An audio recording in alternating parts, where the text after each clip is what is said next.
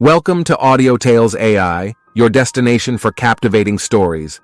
Today, we unveil a tale filled with unexpected and life-changing decisions.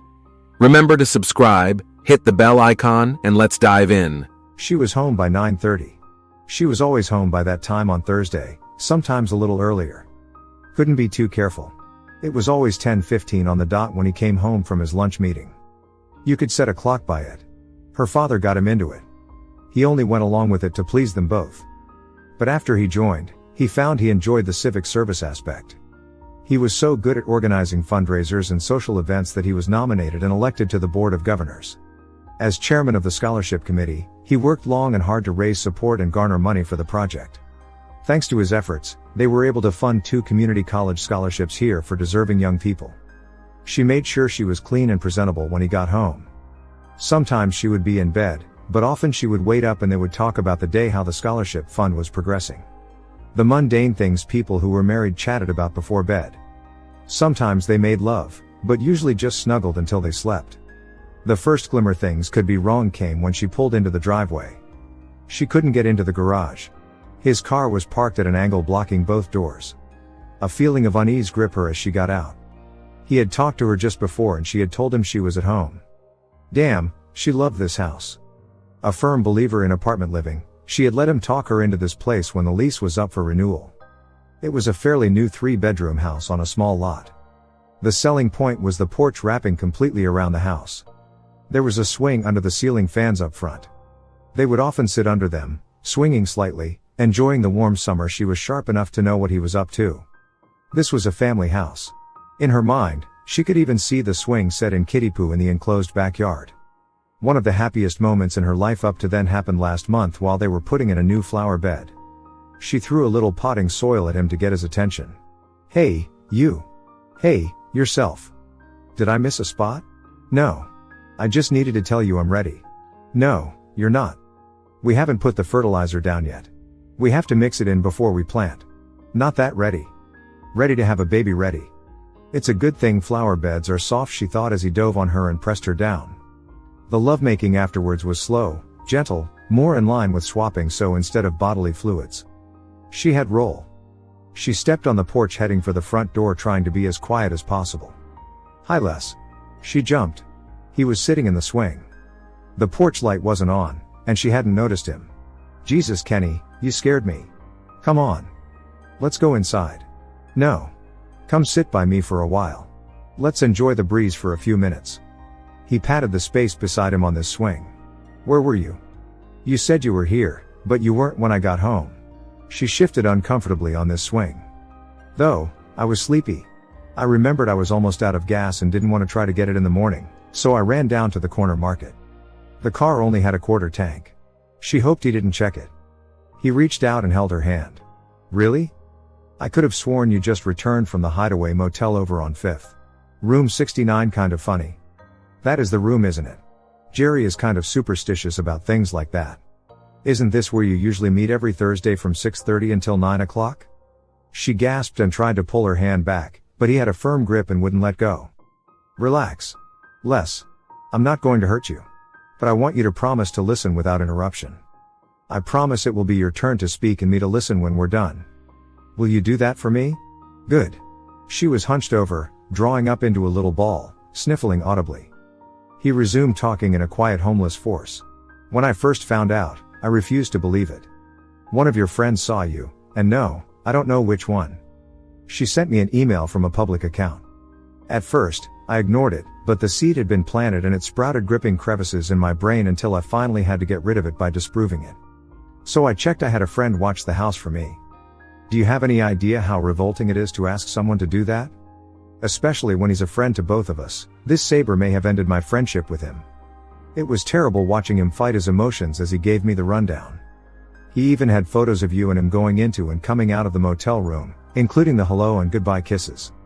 Lucky for us, he doesn't know who the man was. He tends to avoid me now. I think the pain he saw that day in my face is what he sees now every time he looks at me. Small socks were escaping. She tried to speak, but he put his fingers gently to her lips. Now, you promised to listen first. He held his fingers to her until he felt a small nod. Good. I'll try not to take too much longer. The porch light wasn't on, the only illumination to the scene was what light slipped through the living room drapes.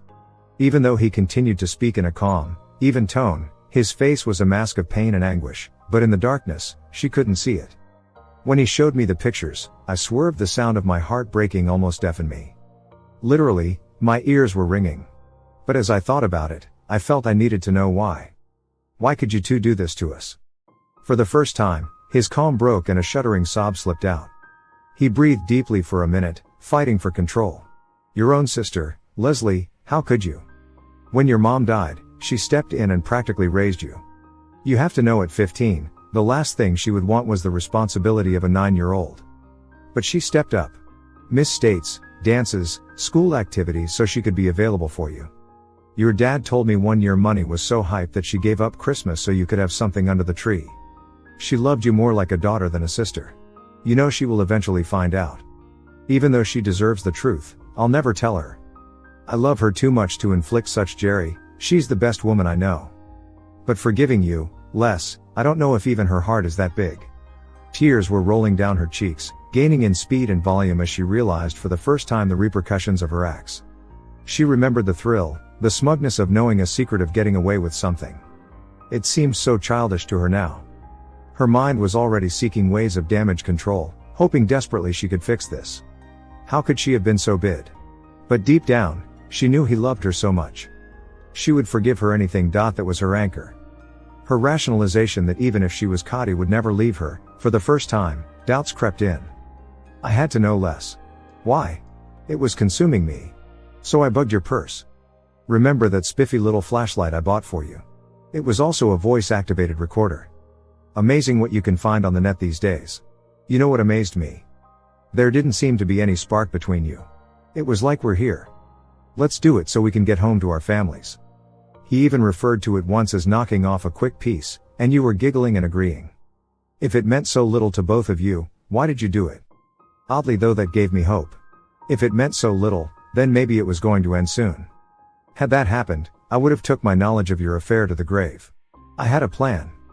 I was going to change to get together, throw just enough hints to scare you, you two would just give up. I even removed the recorder from your purse, but then I did things stupid. I listened to it. Want to know why I cried when you said you were ready to have our baby? It was because of that. And to me, it meant your affair had run its course. He stopped, talked out for a bit. He held her hand and rocked for a bit, shushing her when she tried to speak, reminding her she would get a chance later. After a bit he started again. Then I listened to that damn tape. That was your undoing, Les.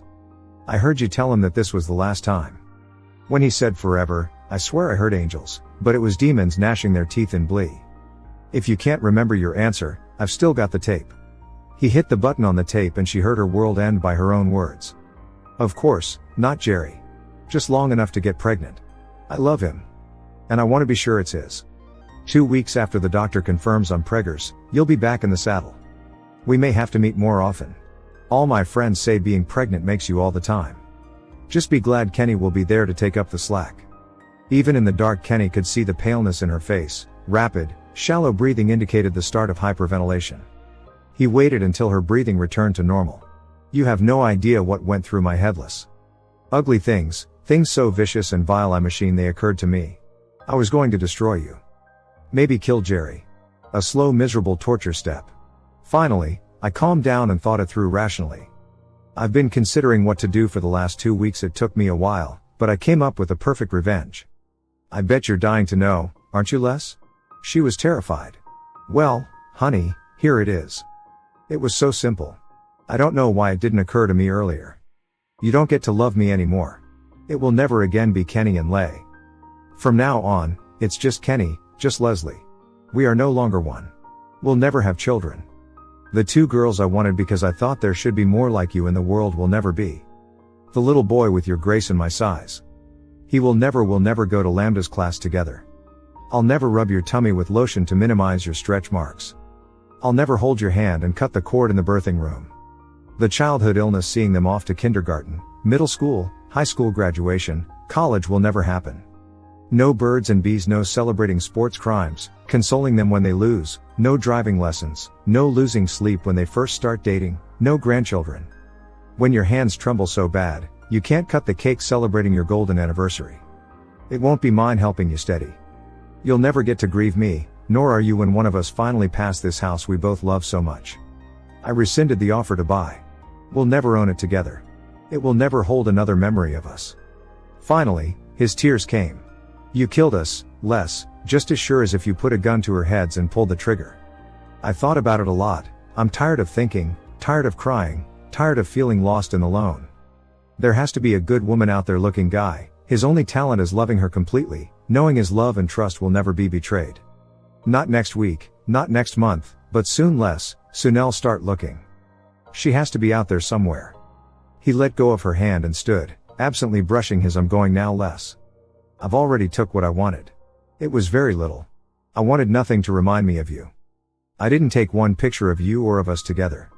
I've got enough mental images to last me the rest of my life." He walked to the end of the porch and turned. "I hope you find someone, Les. Remember this when you do.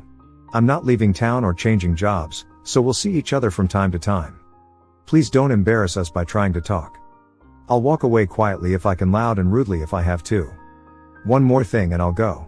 It's up to you to tell your family. You made the mess, clean it up any way you want, as long as you don't make me the bad guy.